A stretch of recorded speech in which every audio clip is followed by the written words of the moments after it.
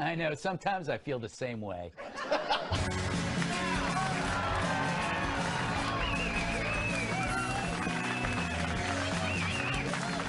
Oh my God. Yes! If there's one thing you can say for sure about this year, it's that it's almost over.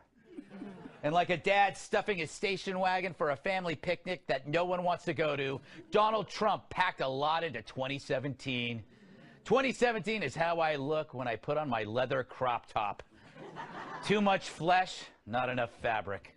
But love him or hate him, no one has done so much in so little time and driven so many critics nuts. He drives more people crazy than synthetic pot. It's true. So recap. With tape, first there was foreign policy. A lot happened, and it was good. The United States will withdraw from the Paris Climate Accord. North Korea best not make any more threats to the United States. They will be met with fire and fury like the world has never seen. The people that we're going against, they don't wear uniforms. They're sneaky, dirty rats. He wins a special unicorn for that. Now, on the domestic front, more of a mixed bag. We are cracking down on the sanctuary cities that shield criminal aliens, finally. We are building a wall on the southern border. The unemployment rate is at a almost 17-year low. The stock market is soaring to record levels. We're not getting the job done. And I'm not going to blame myself, I'll be honest. They are not getting the job done. We've had health care approved, and then you had a surprise vote by John McCain.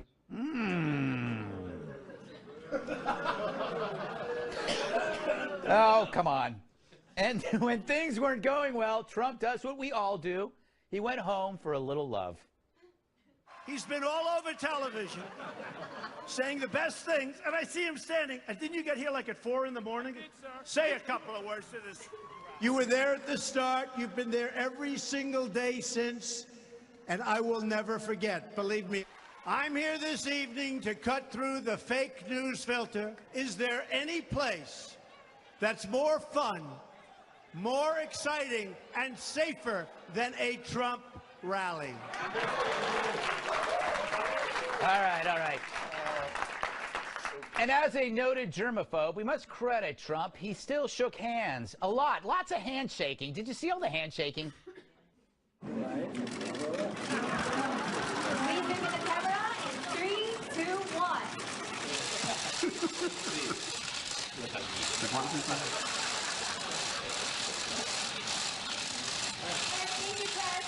Thank you, everybody. Some people came and some people went. Most people came and went. Newly hired White House Communications Director Anthony Scaramucci is leaving the job he was given just 10 days ago. President Trump needs help. It's the reason I left the White House. We had a good talk yesterday. I resigned. He accepted it. I just think it was in the best interest of our communications department, of our press organization, to not have too many cooks in the kitchen. Good news is they're all living together in a bed and breakfast in Vermont. Yep, Donald Trump packed more into a year than most leaders do in 8. At times, it felt like you were at a rock festival where 3 bands are playing at once. And yet, at the end of the night, only one band is standing, and it's Trump. He's the Jethro Tull of politicians. Still around, but doing the classics while we're high on synthetic pot. And like I always say, whenever he ticks you off, consider the alternative. Now, having said all this, why aren't I 50 points ahead, you might ask? Can't help themselves. Now that makes for a happy Thanksgiving. Nice one.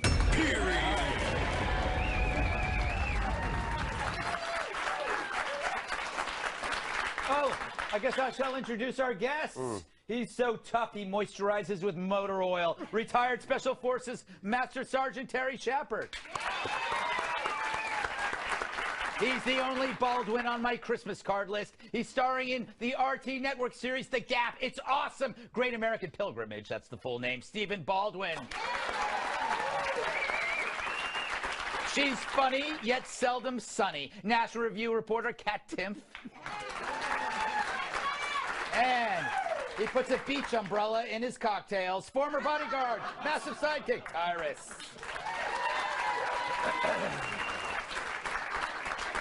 Terry, you saw everything. What's your take on it? What's your overall feeling when you look back? A couple months before the election, I was on here. It was a great time. I actually called the election. We predicted it. It was fun.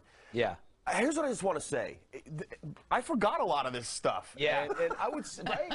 I would because say we were all drunk. Because we were mostly drunk and passed out. But here's what I would say. I mean, whether you like Trump or not, whether you like Donald Trump or not, I want the never Trumper people to remember this. It is possible to roll your eyes when he says and tweets dumb things, which is quite frequent. Mm-hmm. It's also possible to cheer and be excited when he does stuff that we elected him to do. Mm-hmm. It's a fun game, Never Trumpers. Try it at home. You'll actually be you'll be a happier person. And I just think, as a military guy, the foreign policy stuff for me, I retired a year ago from Special Forces. Finally, we got a guy in the office who understands that talk is great, but you have to have the chainmail fist behind it. Yeah. Finally, our enemies, for good or bad, are afraid of us. Yeah. And that has to happen. All right, Stephen. You were also pretty much ahead of the curve on this guy, and there's some ups and there's some downs. Yeah. Give me your sense of all this? Well, I just want to start with Sean Spicer. Who? That's how fast everything's going. Yeah. And I said it with a guy named Don on that other three-lettered network back in July. Right.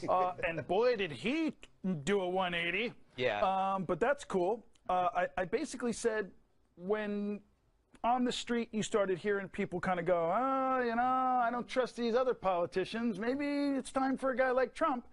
That was in July of last year, and I said, I just have a feeling there's a little under the groundswell happening on the street, connectivity, and I'm not. But not in your family. Well, let's just say it's a unique situation to be in. Thanksgiving there must be awesome, by the way. But because I look at the Never Trumpers and I look at the people who just keep regurgitating nonstop, untruth.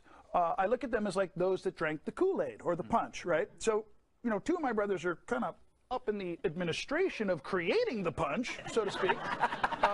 But that's cool. There's nothing I can do about that because Mr. Trump's the president, and I'm cool with it. Yeah. Peace. So, Kat, do you think politics is now forever changed because of him? I don't see how it can go back to normal. Yeah. Yeah. I do think so. Yeah. And see. I was honestly hoping after he was elected that things would get a little weirder, though. I thought they were weird. What do you mean weirder? Like, they're pretty weird, aren't they? I mean, I just feel like he does whatever he wants. I would have thought he had some stranger desires, but he just likes McDonald's and candy.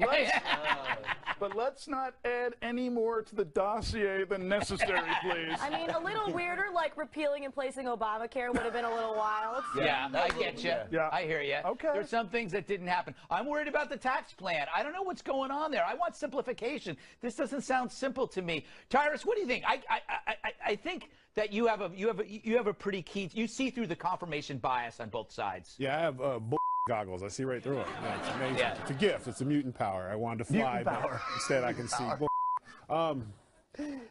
For me personally, he has financially been great for me. Yeah. Everyone's watching to see what we're talking about.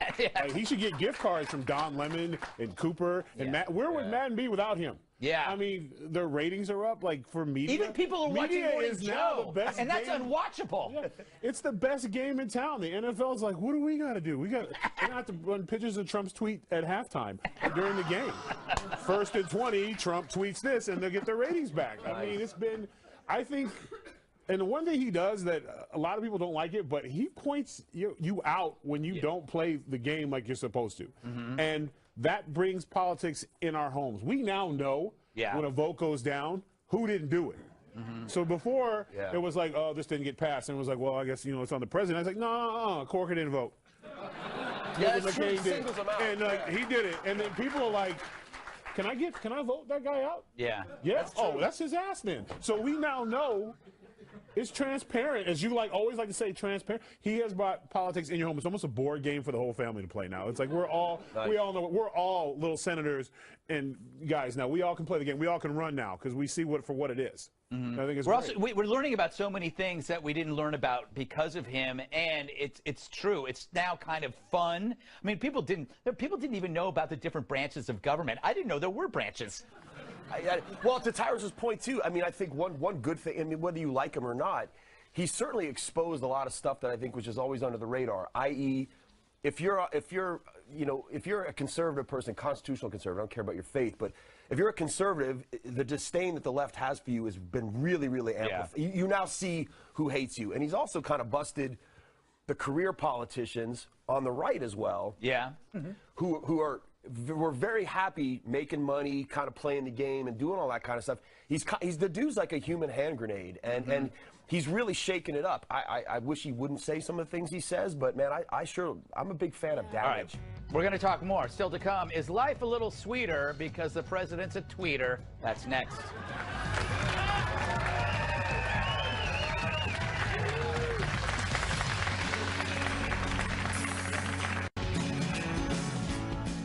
He took a lot of heat for continuing to tweet. Since he was sworn in as president, Donald Trump has tweeted 137 million times. I kept track. And he'll tweet about everything. The economy, the fake news, the military, Kim Jong-un, the deplorables. And he's not a 9-to-5 tweeter. The man tweets early and often. Remember that Saturday morning you woke up and saw Trump's tweet that Obama had wiretapped him? The news chewed on it like Violet from Willy Wonka. Look at that. That's a great picture. What does this mean? What do you make of this? Could this have happened? What proof does he have? There were no answers.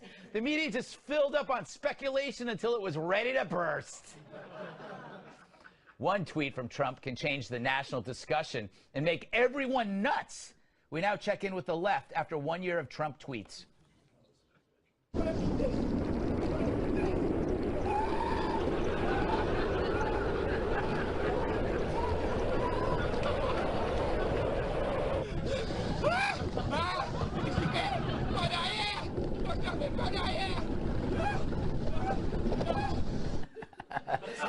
Now, why would anyone want him to stop tweeting?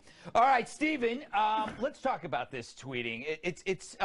Do you think the world would have been different without it? Do you like this extra frosting on the presidency? Well, I like the extra freedom frosting that comes with this president's ability to speak his mind from his heart, from his brain, from his wherever else he'd like to tweet from. Right. I'm going to patent freedom frosting. There'll be a little jar, and you put it on your patriotic. Yeah, freedom frosting. Pastry. Thank you. On your croissant. That's your croissant. That's what I do. But you know what he's kind of saying, Terry? What Stephen is saying, but I'm going to say it in a better way. Yeah. He found. He doesn't mean that. Yeah, he found. He does. He found the. Thank you, Alec. Thank you. Thank you, Alec. Nice. At least he didn't call me Billy. All right. Because at least people know who Alec is. Oh, there's no reason to be that way. What's wrong with him? Billy It's going to be a rough Thanksgiving, people. Billy Baldwin went after me on Twitter. He just okay. Erase the Baldwin family from my mind. The key is, I think Twitter is the carpool lane for America that allowed Trump to speed past the media glut at the toll booth. So all the media is there, and he got in the carpool lane. He goes, see you later, and then got to the American. That's an excellent. And while he was doing that, he threw out a bag of McDonald's trash. Yes. I went like, yeah, suck it. So you're right. The world's different. You talked about if politics is going to be different. Well, the world's different, right? And the fact that you can wake up and this cat, you almost feel like you're talking to him. Yeah. I think I do wish I wish he would play a few more things closer to the vest. Yeah. But like I said, we were talking about this before. I'm having more fun than I probably should. That's true. You can't. That's the thing, Tyrus. With fun comes a price. Yes. Like you can't play it safe and have fun. Well, go with Twitter is. Oh, I'm going to. Go with it. Twitter is his inner monologue. Yes. That's the way I look at it. His inner monologue. The thoughts in his head that he shouldn't probably say, he just spits it. And I got to be honest, I'm envious. I wish I had the job security to spit what I wanted to say on Twitter. I'm going to be honest with you. That's funny, dude. Whether he's wrong or right, sometimes I would like to get on Twitter and even if it's 3 in the morning, and you know what? I didn't like the way that TV show ended. So guess what? Hashtag Law and Order. You're terrible. I hate you. Bad acting. Sad. It's great. I mean, like I said, sometimes he says stuff, and you're like, damn. But there's a method to his madness. Every time he says them, we're all informed. Yeah, that's true. He's the most transparent presidential mind in the history of the world, I believe, with no evidence to back that up, Kat. But do I need evidence? You are a semi-professional tweeter. Yeah, unfortunately. Yes. Should he keep tweeting or hang it up? I want this to get weirder too. I want selfies in a pirate costume, like for no reason. Hashtag Man Crush Monday, me, like stuff like that. Why not? It's harmless compared to some of the Kim Jong-un stuff. But think about what if Kim Jong-un himself had Twitter. Mm-hmm. Neither of them, we would be very safe because neither of them would ever get anything done. No, they would just tweet at each other all day long. Exactly. Oh, imagine them on Instagram. Yeah. The kind of thing. You're fat on all of his pictures. Yeah, exactly. You know, Stephen, I've diagnosed the weird double punch of his tweets. So the first is you groan. Usually when the tweet comes out, you groan, and then you laugh. It's like his tweets are like, do you remember Pop Rocks? You put them in your mouth, you go, I don't understand this, and all of a sudden be like, his tweets are like Pop Rocks. You get them on your tongue, and then all of a sudden it's like, oh, this is fun. No? Well, you know, for me, there's no groan, homie. There's no, you know, it's just like, I'm a skydiver. I just groaned when you said homie, though, a little bit. Really? Yeah. Yeah, she did. Well, you don't feel that way about Greg? It's okay. Yeah. She's like, oh my gosh, there isn't anything. Keep going. So I think that I'm a skydiver, so like I don't think normal. Right. And when I say that, I mean when Pop Rocks first went in my mouth, I was like, you know, I think I'm dying, but it was okay. Yeah. I was cool with it. Yeah. So you just at first I go like, oh, what's he doing? And then I go, ha, ha, ha, ha. But usually when I see the response of everybody else. What's a little annoying, and I've already let this go too, is that, you know, we're talking about how the sort of the fun aspect of this. The people who are just have invested, maybe with their egos too, of the never Trump thing. Look, the left is never going to, we got it. They're gone. Yeah. They're going to rail. But the people who are, we could talk about this in a kind of a fun way, and we can groan or we can go, but we can still appreciate it. Yeah. You know, we're going to get to that. I envy it. We're going to talk about this in the next segment. Okay. An anti-Trump hotel is set to open in D.C. And in future news, an anti-Trump hotel is set to close in D.C.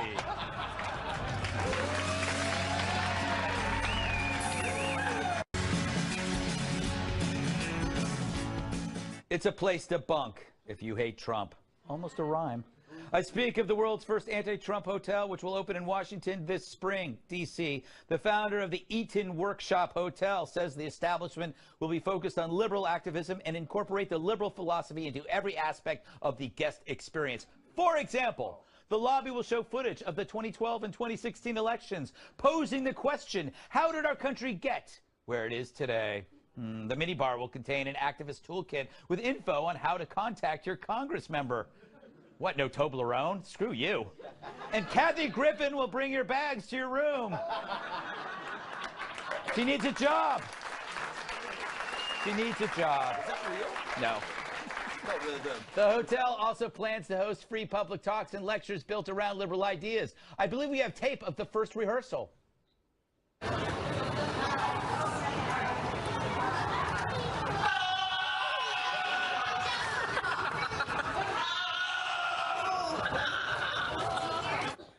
All right, Tyrus, is this more of the kind of separatism we're going to find? People don't want to be around people that piss them off?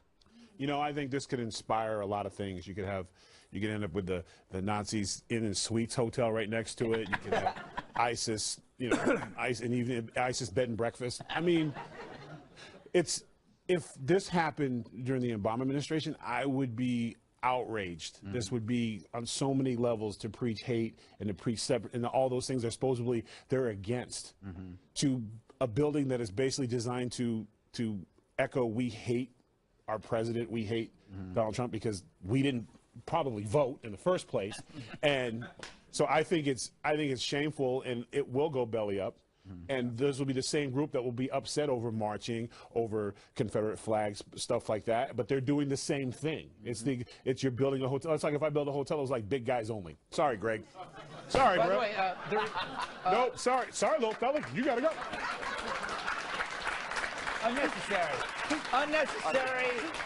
Unnecessary to use physical comedy at this point. By the way, there is a hotel for big guys. It's downtown. But anyway, See, you took my joke. It's a different place. Kat? Yeah. Yes, Greg. I kind of like this idea because then I know the people that I want to avoid are at that hotel. Right. Well, you know, it's great because what everyone does when they pick a hotel is they do a lot of in-depth research about the owner's political views. And just, no, nobody does this. I've stayed in some motels where one look at those owners, I knew that I was not going to approve of what they were going to do with the money I was going to pay to stay there. But it doesn't bother me because who cares? When you're in a hotel, you're there because you want to be left alone. Exactly. Unless you make phone calls from that motel room. Unless. All right, Stephen, good idea, bad idea? Hotel. Well, I think probably these kinds of folks are anticipating in the future that a whole lot of their revenue streams are going to start to erode, so they better brand as best they can, you know what I mean? Yeah. Hotels Tonight has an app, and I think, what do you say, you and I will partner up on Hate Hotels Tonight. Like, let's get an app. Sleep with people who hate like you. Yes. That'll be great. There you go. Everyone already does that. But not as a group. Nicely done. Sometimes. Hey, Terry, what's going on? Can you imagine if you wandered in there by accident? I would love you it. didn't know? I'd be like, we're all cool, right? Yeah. I'd back out really slowly. No, it'd be great if you actually booked a room and didn't know. Like you just came in at the wrong time. And like Kat, I'd be like, it'd be funny to see people learning about activism. Yeah. All I would want to know is that Donald Trump would show up and goes, there's a lot of gold, it's classy, believe me. They'd be slipping in anti-fracking brochures under your door. Like you'd be going, no, I want the breakfast menu. And I'd be slipping things back that would scare me. So anyway, I don't know. I think it's like capitalism. If it works, it works. It's capitalism. Exactly. You know what? It's true. There are hotels they're like outdoor. Yes, sir. Who's the kid with the secret cameras and all that? James, what's his name? He's got to get a room at that hotel, bro. O'Keefe. Oh, O'Keefe. O'Keefe's got to go check in right away. I was thinking James Bond. James. A little kid. I don't know. That might be illegal to put cameras in hotels. At least that's what the authorities told me after that brief summer stint at Howard Johnson's. Never convicted. Never convicted. Never convicted. Up next, a Greg Gutfeld Show exclusive interview with me, Greg Gutfeld. Stick around.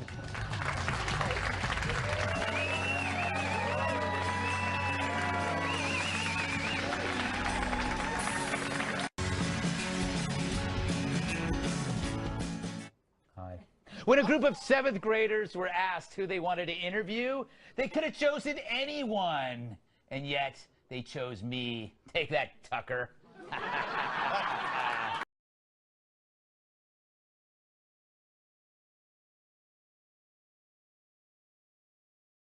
For kids and written by kids. So I spoke to Frederick, Alex, John, and Harrison, 4 exceptionally intelligent young people with impeccable taste, I might add. All right, guys, you got some questions for me? Who's first? So I'm a big fan of Prager University videos. You are? Yeah, and I saw your video about why the right is right. Mm-hmm. And how did you first become involved with Prager University? You know, that is none of your business. How dare you bring that up? No, actually, Dennis Prager, I'm a big fan of Dennis Prager, and I used to watch those videos, too. How old are you? I'm 11 years old. And you're already watching Prager videos? Fantastic. Do you watch The Five? I do, yeah. Would you say it's your favorite show? Yes, by far. By far. Who would you say is your favorite person on that show? Well, you. Thank you. All right, next question. Were you interested in politics at my age? How old are you? I'm 12. Yes, I was a little bit because when I was 12, that was 1976. So around 1973, around that, we had Nixon. It was a big deal. He had to resign, Watergate. So you had to know that stuff, which is kind of like what you're going through now, because you're in the era of Trump, which is way more interesting than any era ever. You're watching basically the Godzilla of politics. What do you do before a show? Do you check your teeth, hair, or zipper? Yes, I did. All three at once, actually. Really? You know what I do is I get makeup. A lot of people, I am naturally handsome, but the makeup just hides a lot of the scars that I got in college. I have notes. I take notes about what I'm going to say. It's always good to be prepared for your show, you know, and then, you know, kind of just relax a little bit. I have a cup of tea, which I find is important. But the most thing is to be prepared. I do a monologue, so I rehearse. And then I help out the other co-hosts. A lot of the co-hosts on The Five aren't very good. They usually come in, they're unprepared, they're sloppy. I'm like the kid in class that helps the other kids out. Like Dana is terrible. Dana Perino sits there, so I often help her out because she needs probably more help than anybody on the show. Sad, really, when you think about it. Anyway. Are you ever concerned that your sources are inaccurate and could ruin someone's reputation? You know, I would if I had sources, but I don't have any sources. The only source I have is my brain. You have to understand, on The Five, all I'm doing is what you guys do in class. Do you guys have homeroom yet? Yeah. So, you know, when homeroom isn't really a class. You kind of like sit there and then you talk to your friends and you make jokes and maybe you make fun of your friend. That's what I do on The Five. So what do you think about the fact that in many colleges these days, students are playing with Play-Doh rather than actually learning about Play-Doh? Nicely done. A play on words, or a play-toe on words, huh? Oh. There you go. We'll be right back. Practice saying we'll be right back and you'll be a star. You know, it's a good point. The kids these days seem frightened of different opinions. They need safe spaces. They don't like it when there's speakers from other, from other perspectives on their campuses. So you have this safe space movement. And Play-Doh is a good symbolic tool because they're like children who play with toys. This is a good question. And what was it like going to school at UC Berkeley as a conservative, or were you more liberal back then? And if so, what event caused a change of heart? You know, that's a good question. I was probably apolitical. I was a liberal in high school because it was easy. Being a liberal is like being in high school because you don't have any concept of paying taxes and you think emotionally. When you're in high school, you think emotionally. Liberals tend to think emotionally. So it was easy to be liberal. When I got to Berkeley and I was surrounded by nothing but leftists and liberals, I realized that was the end game, and it's kind of scared me. And what changed my mind was actually going outside and reading stuff that wasn't in my classroom curriculum. So I was reading National Review, conservative magazines, and that's what and American Spectator, and I started reading conservative books. I noticed earlier you said you like to help out your co-hosts. I do. Have you ever pranked your coworkers? I consider my entire life a prank. I am put on this planet to annoy people. So it's like actually the only time I prank people is when I'm not doing anything, because then they're really worried. Like if I haven't done anything bad, they think I'm up to something worse. Do you think of yourself as a comedian or journalist, and does your wife think you're funny?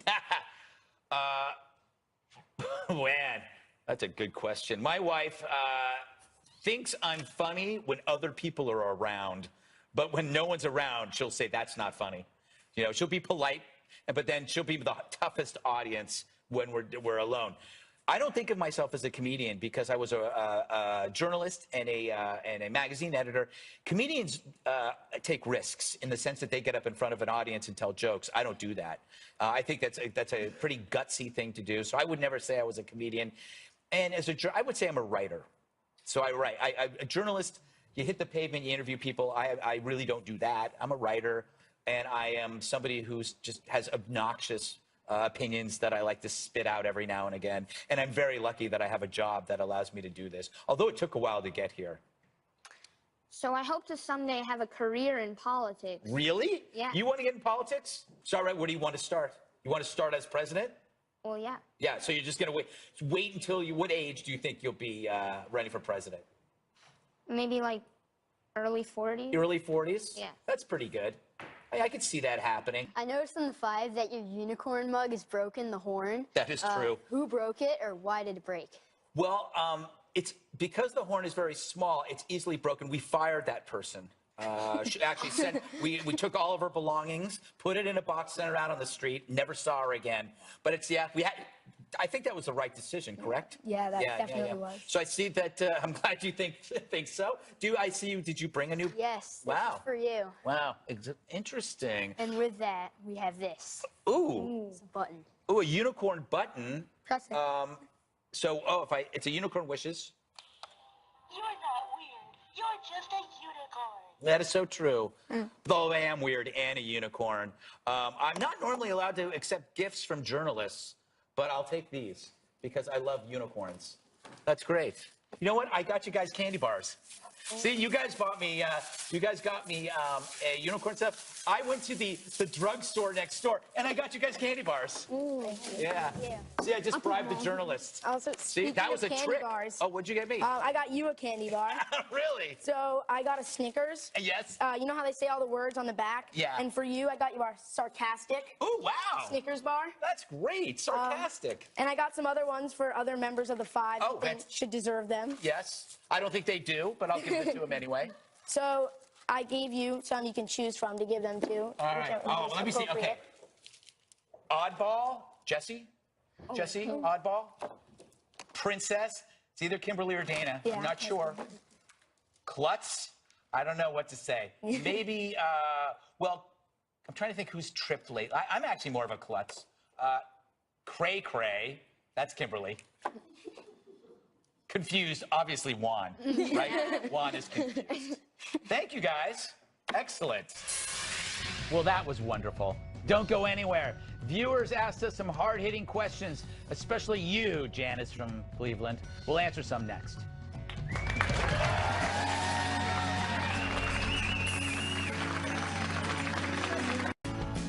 And now we will attempt something that's never been done in the history of TV, to my knowledge anyway. Answer viewer mail, huh? Translation, the guy who usually writes this part of the show didn't show up today. Carl, you're fired.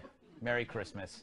All right, to the questions. By the way, these are directed to everyone, including myself. Our first one comes from Susan. She asks, what is the most annoying habit? The most annoying habit that other people have. Tyrus? I hate obvious questions. I hate it. Hey, you got a hat on there? Yeah. Hey, you tall? No. Like, I hate it's. I guess it's some kind of nervous reaction I have to try to start a conversation with me. Right. But the obvious, hey, nice shoes you got there. Well, I'm not barefoot, dog. What do you want to talk about? Just get to the damn point. I hate obvious questions. Wow, I enjoy obvious over complex questions. I don't want anybody to ask me something on the bus that's really complicated, like, you know, I have this pain in my lower intestine. Kat? People not liking me. It's so annoying. Is there anything more annoying than someone not liking you? What if somebody likes you so much they stalk you? Ooh. There you go. There's a downside to everything, Stephen. Annoying habits. I wouldn't know anything about people not liking me. I think, you know, it's kind of, and now I just go with it because they go, hey, what's up? You were great in Backdraft. And I go, thanks. And then they go, yeah, and wait, now, which one are, and you and, oh, you're the one, oh, right. And now I just go, yeah, my Trump impersonation's great, thanks. Good to see you. Terry? You know, yeah, I have no answer for this. I do, well, we're talking about questions and stuff. When you ask somebody a question and they repeat it back to you, so what do you think is it? What do I think? Nah, come on, just answer the question. No. That one really annoys me. I don't really have any annoyance.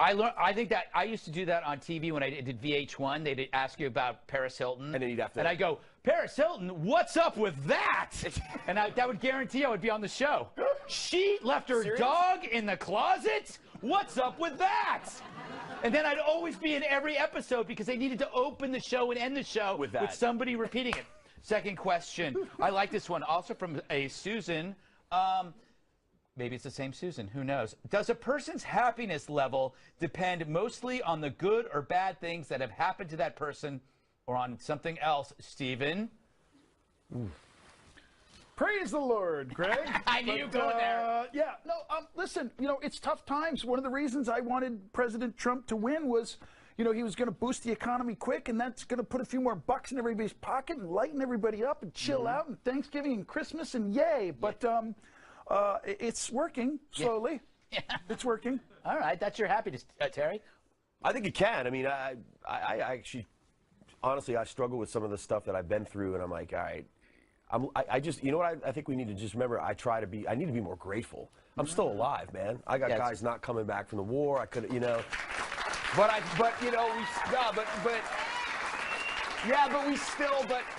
people, we suck. We forget, right? So like there'll be days I'm like, nah. I'm like, dude, you're alive. Be happy. Yeah, 90% of me is doing I know. I forget everything. That's Kat. why we're friends, Greg. I know.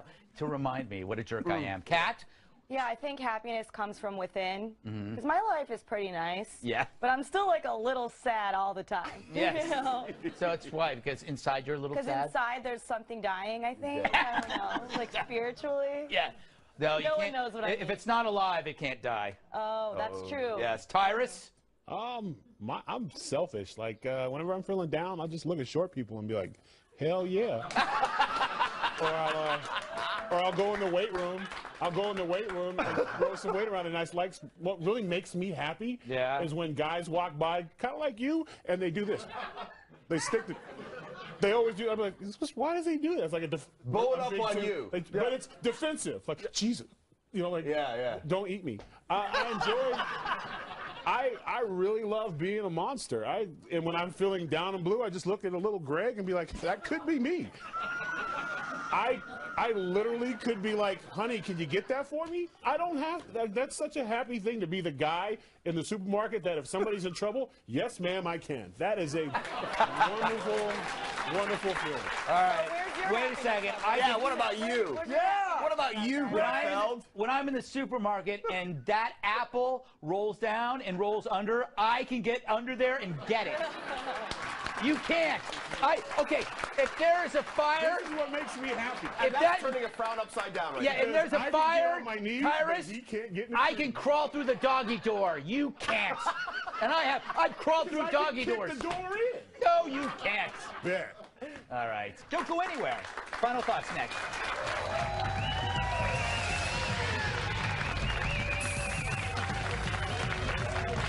If you'll be in New York City and would like free tickets to be part of our studio audience, email gregtix@foxnews.com. Finally, tonight, we'd like to thank our new sponsor who've created an amazing new product just in time for the holiday season. Take a look. Tired of arguing with strangers online? Do you find yourself having to explain even the simplest expressions? All I said was I didn't like Caddyshack. Now everyone on Twitter wants to pummel me with golf balls. Make it stop! Now you can with Twittens, the hand protectors that keep you from tweeting. These just look like oven mitts. What's so special about them? Once you put them on, they never come off. Wait, what? Twittens feature patented fabric-to-skin fusion technology, so your hands slowly become actual mittens over time, making meaningless digital interaction impossible forever. This is insane! How could you sell this? Twitter arguments. I can't even open my phone. Now I can fulfill my lifelong goal of identifying as a lobster. Why are you two smiling? This is terrible! Thanks, Twittens. Somebody help me! How do I get these things off? Where am I? So get your Twittens today. Side effects include development of a social life, calling your parents, learning to cook, reading books, getting exercise, sightseeing, picking up new hobbies, cleaning your room, walking the dog, and noticing people around you. All right. Now, before we say goodbye, Steven has an excellent new TV show. I want to show a clip of this. With all the drama happening in our great country, I'm hitting the road to have some fun.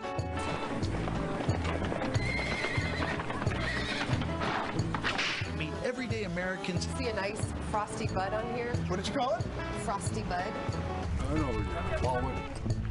What's America to you? Our ancestors suffered the most. Let's see how things got so crazy. I was naked, completely naked. He bit my finger off. And to hopefully start to bridge the gap. Your dog's adorable, by the way. Tell me what the show. How would you? It's Rio. What? The dog's name is Rio. Rio. What's your elevator pitch, as they say, for this? Elevator pitch is Jerry Seinfeld has a show where he drives one of his fancy cars and drinks fancy coffee and talks to his fancy friends. My show, called The Great American Pilgrimage, is me in an RV with my dogs going across the country asking people, what's America to you? And we're drinking regular coffee and we're just talking to regular folks, and it's still funny. I think it's going to be Check great. it out. That's cool. I'm going to watch it. Everybody watch it. Starts next week. Next week. What's the date? I don't know the date. Well, you'll hear all about it. All right. We'll keep plugging in. Thanks to Terry Shepard, Stephen Baldwin, the 7th graders from Our Lady of the Hampton School in New York, Catherine, Tyrus, studio audience. Greg Gutfeld, I love you, America.